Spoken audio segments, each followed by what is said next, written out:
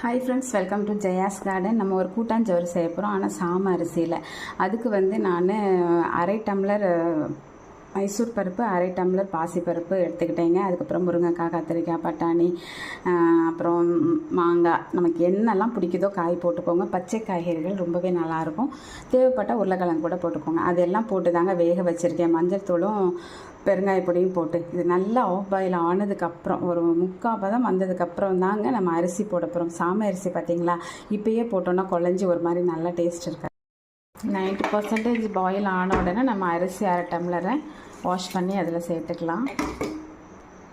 அதோட மிளகாய் பொடி, உப்பு எல்லாமே சேர்த்துக்கலாம். நல்ல தண்ணியெல்லாம் வற்றி நல்ல ரெடியான ஸ்டேஜில் முருங்கைப்பூவும் முருங்கை இலையும் போடுறேன். அதோட ஒரு கொஞ்சமாக புளியும் கரைச்சி விடுறேன். நல்லா இன்னும் கொஞ்சம் நேரம். இப்போ தேங்காய், சீரகம், வெங்காயம் 1-2